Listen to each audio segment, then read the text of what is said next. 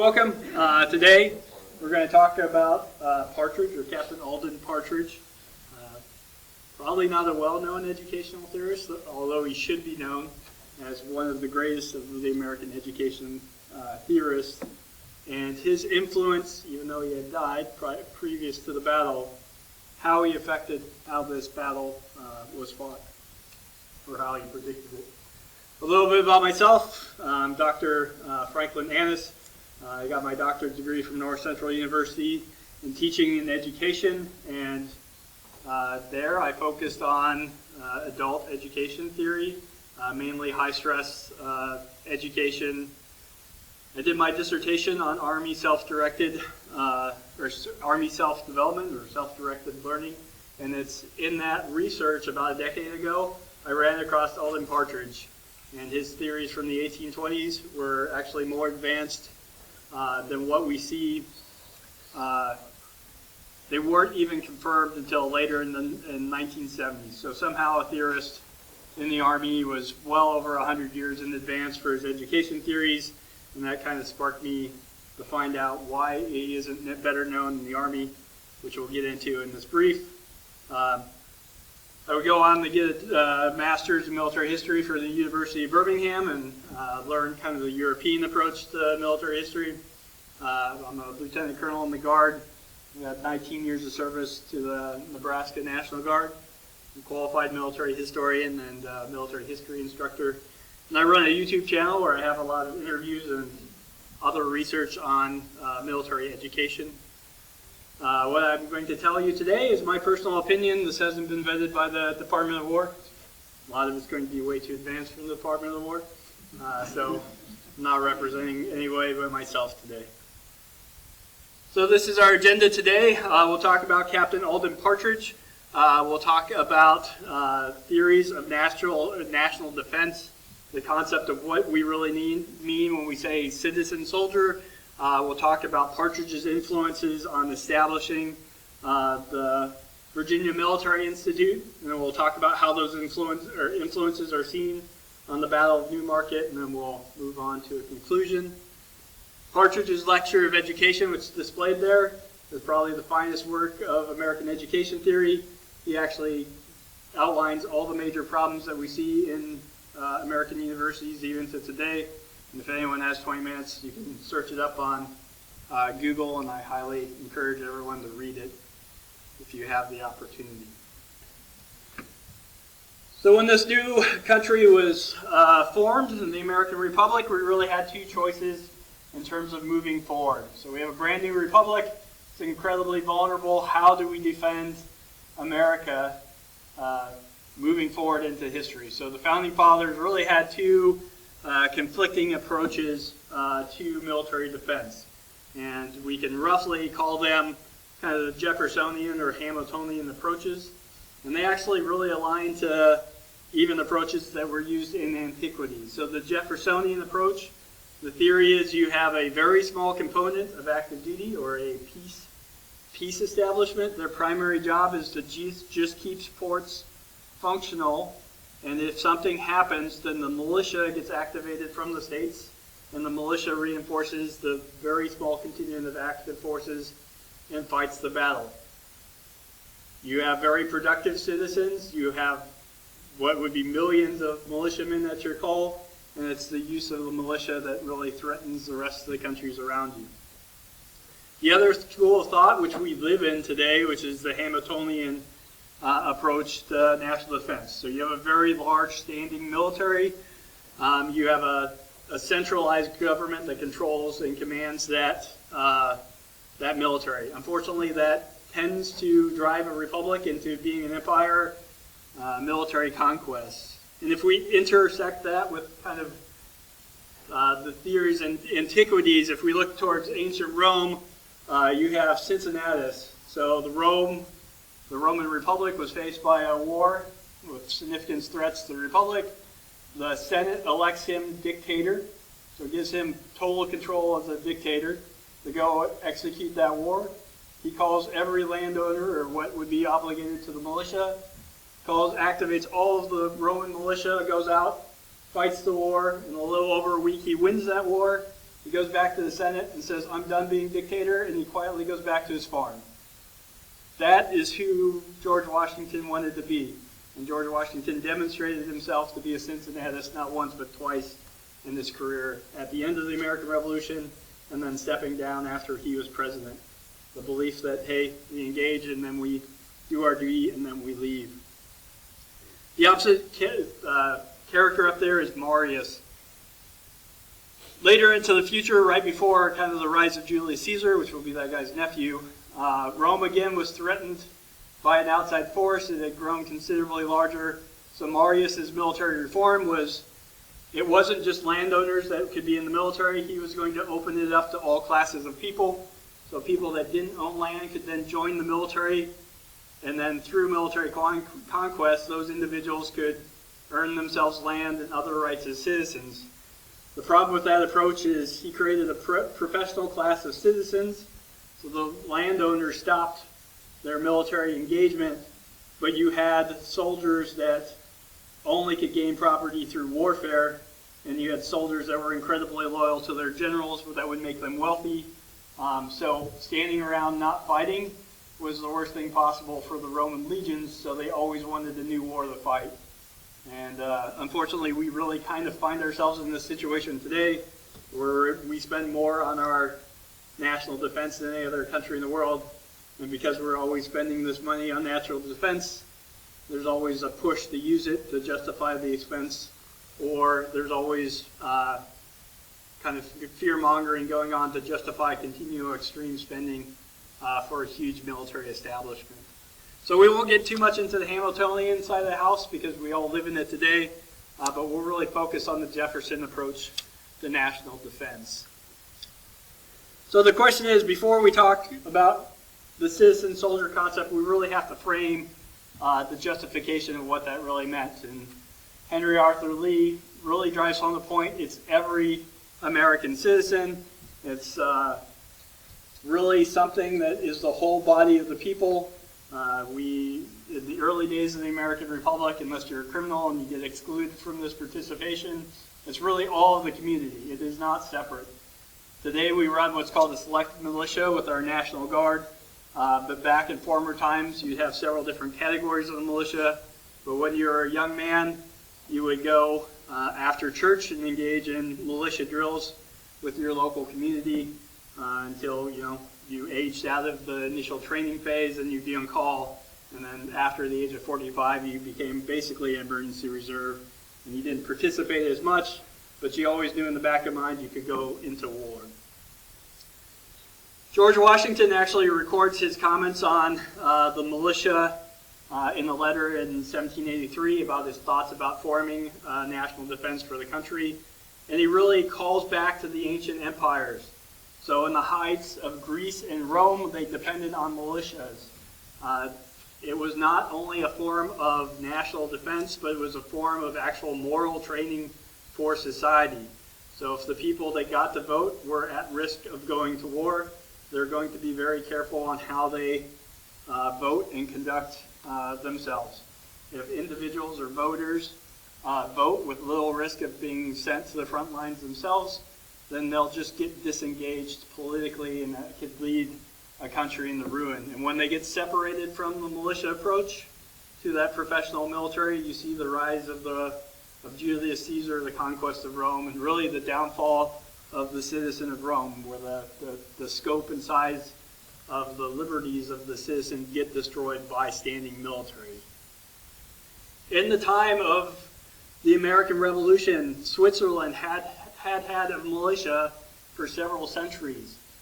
They're known for their neutrality and the fact that really every man in their country gets trained as a militiaman.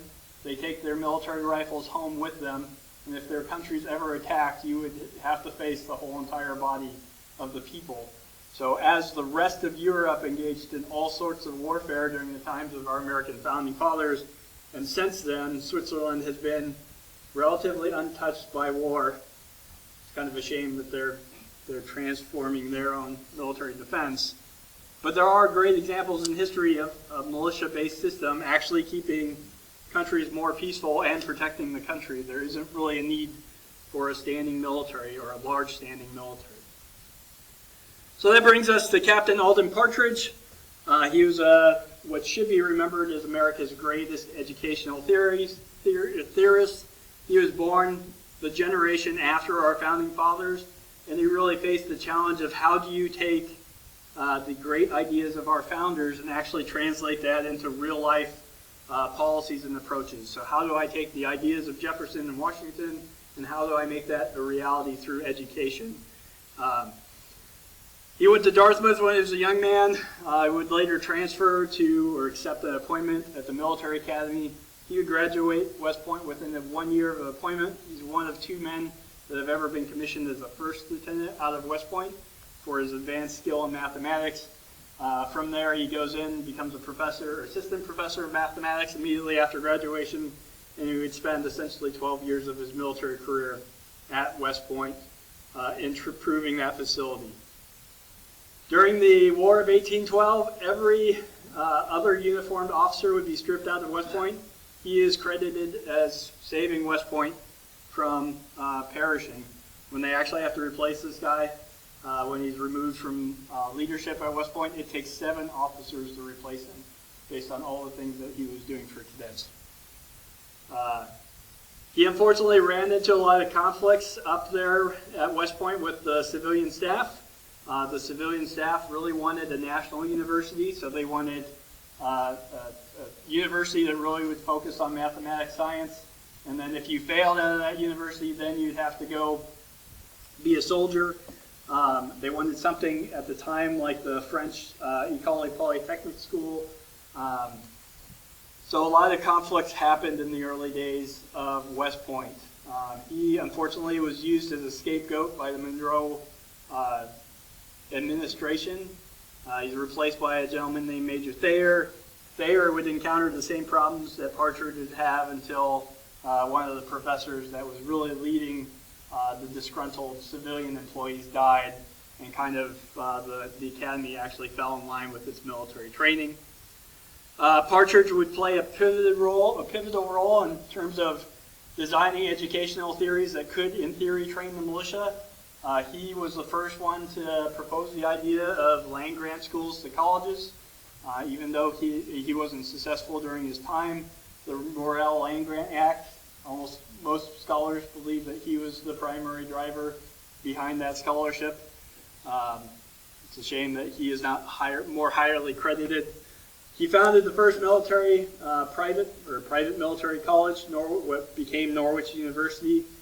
He would go on to establish more than a dozen military institutions around the country, really sparked a movement in America that spread military education across the United States, one of which was VMI, was really built inside his model.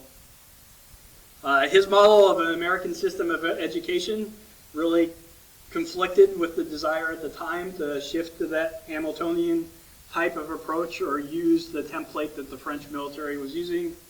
Kind of everyone in his era wanted to be Napoleon, so people were extremely hostile against him, which is kind of unfortunate. One of his proposals was, while he was still a professor at West Point, was to convert 60% of the students at West Point to having to pay their own way through college, and those 60% would be for the militia. His biggest criticism of West Point, which still exists today, is West Point doesn't fulfill the duty of training the militia, which should be our primary national defense.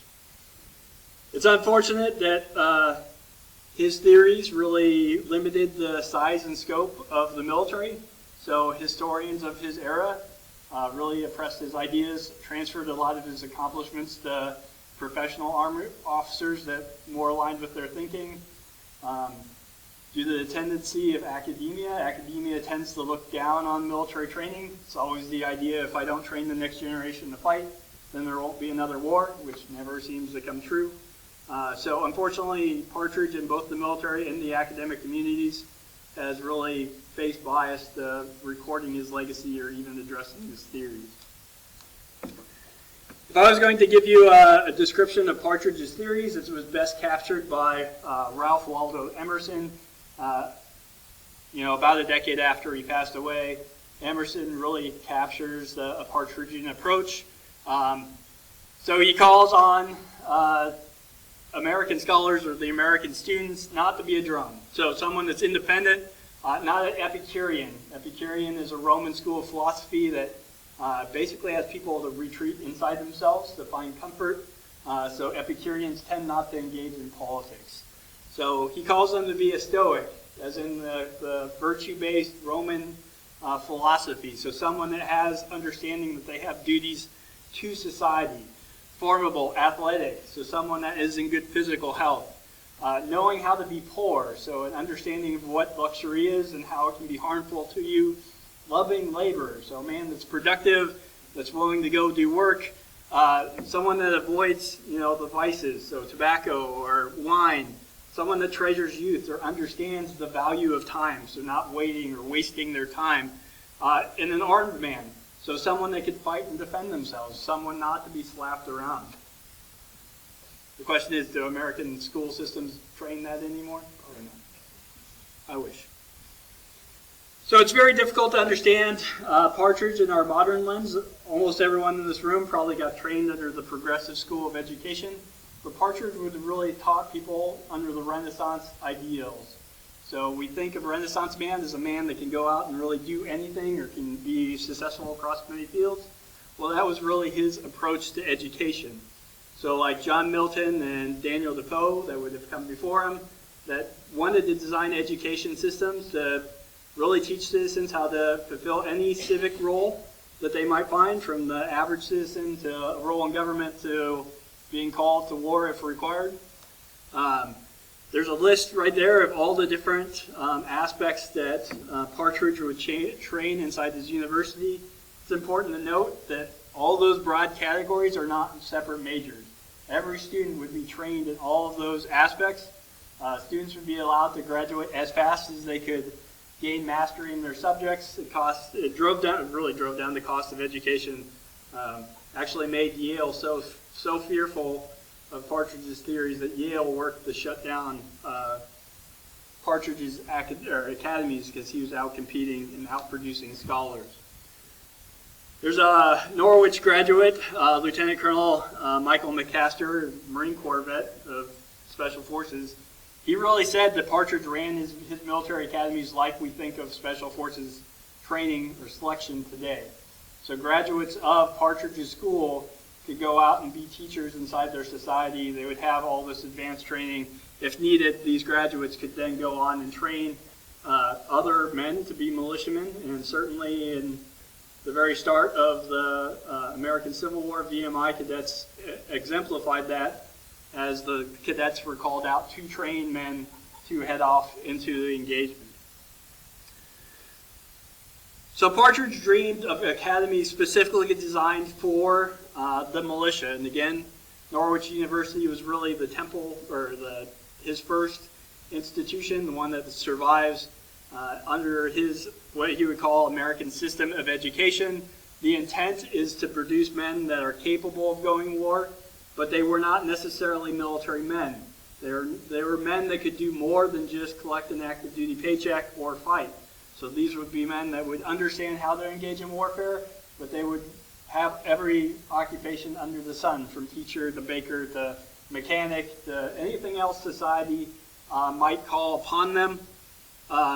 He believed that the cost of education should be paid by the citizens themselves, and he would accept support from the central, or what we call the federal government, or state governments, to offset the instructor fees for the military arts and sciences, mainly because that was fit within the construct of our Constitution. So that would help drive down or make college more affordable.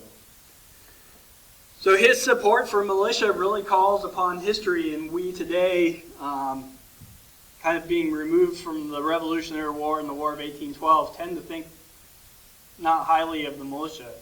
But he'll list out all the battles that were really fought by the militia that were miraculous battles. So he has a list of battles there, from Bunker Hill to Kings Mountain, the Battle of New Orleans. So battles of the American Revolution in the War of 1812, where militiamen defeated the British military. So what we think or today assert that these men cannot do as part-time soldiers, they did and demonstrated. Partridge was also hostile to the idea that only the federal government or only West Point could produce generals. And how many people today, if you recommend the closing of the federal military academies, would say the same thing? You won't find your generals. Well, Partridge will list out the finest generals of the American Civil War and American War of 1812 and say, you already have gentlemen that were self-educated or learned through the militia, and they were your best generals anyway. So the idea that we need a West Point in the professional army to have highly successful generals is a fallacy. You know, we have historical precedents to prove that this other Jeffersonian approach works. So as we move into the connection between Partridge and VMI, a lot of the founders of VMI themselves had direct relationships with Partridge. Preston would probably have the strongest. So when Partridge taught lessons at the University of Virginia, Preston attended his lecture series. So Preston would have kind of the most exposure as a direct student of Partridge. If you look at the language between Partridge and Preston, there's an incredible amount of parallels in between the phrases that they use in terms of the design of VMI versus the theories of Partridge. Claudius Cadet was a French engineer that served under Napoleon. Partridge was the one that actually petitioned the U.S. government to hire him at West Point to teach mathematics because of his advanced knowledge of, or cutting-edge knowledge of military mathematics. Cadet would work under Partridge for several years. It's unfortunate that Cadet would side with the kind of the hostile civilian professors and try to get West Point made into just a non-military academy. But Cadet was charged with designing the curriculum of VMI. It's undoubtedly that Cadet pulled upon Partridge's theories both in publications and from his experience working directly with him at West Point. Francis Haney Smith, which was the first superintendent of VMI, probably has the weakest connection with Partridge, but he attended West Point in the 1830s and would have attended went through the curriculum there that Partridge had designed. Many people say that Thayer was the one that introduced engineering at West Point, but it was really Partridge, and the historical record demonstrates that Partridge was the one that shaped the curriculum that ran all the way through the 1840s at West Point. Additionally, Partridge himself, during debates in Virginia on whether or not to create a military institution at Lexington, Partridge would write to the Lexington Gazette and publish a couple of letters in support. One of the main reasons VMI got established was the state needed an arsenal for the militia, but the guardsmen there would cause all sorts of problems. They would get drunk, they would cause hell in town. So having a military academy basically kept that installation guarded. The cadets at VMI could continue to guard their armory. But Partridge explained how having a military academy there would be superior than just having privates hired as guards. But Partridge would really call on Virginia to set up a model of a state military academy. A couple decades prior, he would have called on the state of New York to do pretty much the exact same thing. But Partridge here is clearly referring to a Jeffersonian approach to national defense, which is, please, we live in the Republic. So that was back when he still believed in the 10th Amendment. The academies really were intended to strengthen the power of the states, so the states weren't heavily dependent on the federal government, so the states could retain more control, that we would have more democratic influence at the state level. Please set up this school so we can learn how to do this correctly. Additionally, Alden Partridge and Edmund Burke would send petitions to Congress to establish or reorganize the militia. If we kept to that goal right now, we'd have about 40,000 troops on active duty, and we'd have about 40 million people in the militia. He published that in February of '39, so that's about 9 months in advance of VMI being established. So again, that was probably likely heavily leveraged in the design of the curriculum as well. So there are 3 aspects of Partridge that we see on the battlefield here. Mainly is that we'll see cadets fighting like veteran forces, or that ability. We'll see extreme physical resilience among the cadets, and even some of the technology they fought with was influenced by Partridge. So in the little-known theory of Partridge's suggestion for primary and secondary school, Partridge predicts that you could use a military academy as an emergency defense force. This is really looking at the history of the French Republic and the École Polytechnique military academy in France. There's another military academy that has a battle streamer.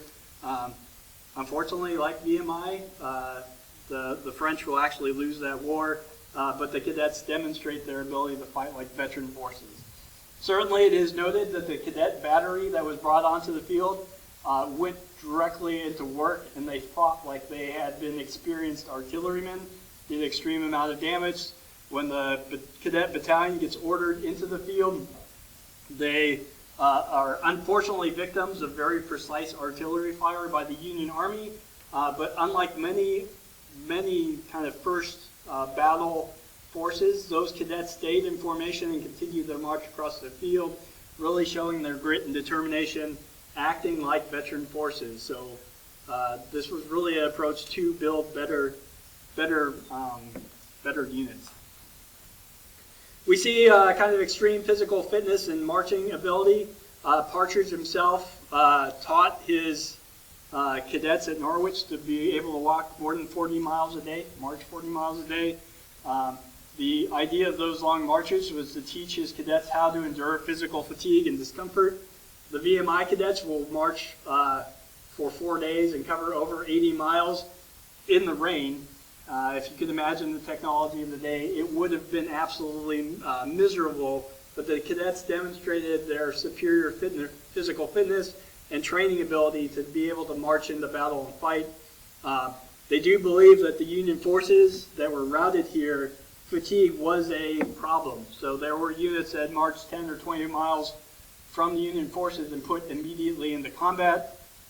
Most soldiers here would recognize that pushing men that hard essentially burns off their calories or their energy reserve, so you won't be able to think as fast or respond to the challenges of combat. So being physically fit is incredibly important. Even the technology of the day that was fought with, Partridge, kind of the 1812 era, he was looking for smaller rifles because he was teaching boys sometimes as young as the age of 7, typically the age of 11. VMI here on the battle, you'd see boys as young as 15. But using a full-size battle rifle was way too big and would cause physical harm to those boys because it was just too heavy for a little boy to use for exercise.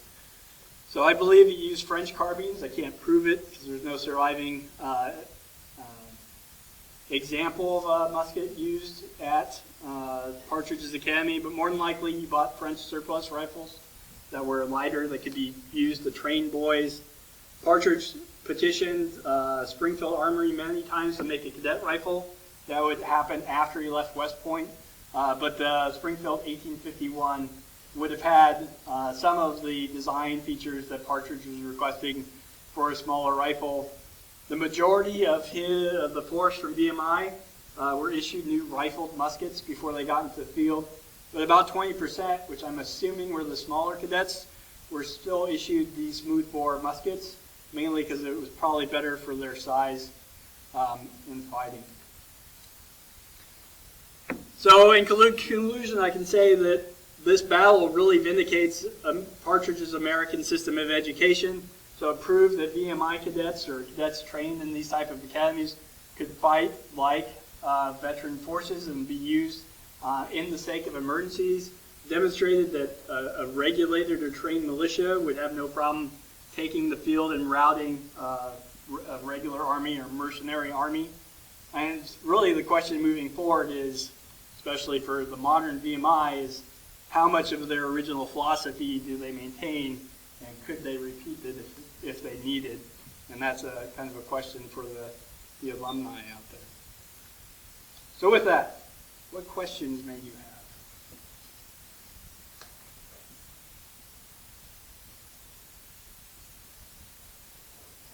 Yes, sir. You said he was one of two people that graduated West Point this year? Yes. Well, yeah, one of two people that graduated West Point with the commission as a first lieutenant, not as a second. Right, yeah. Correct. So who is the other? It's in my book. I would have to look it up.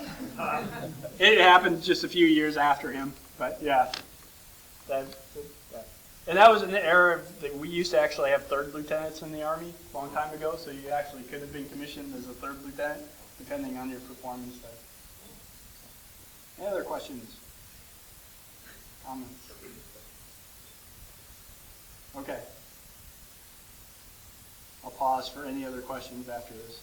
If you're in the National Guard group, please walk out this door. As you walk past, please take a look at that terrain model, give you an idea of how the terrain affects the battle, and we'll meet outside but for the Jackson Memorial to walk the terrain and further explore.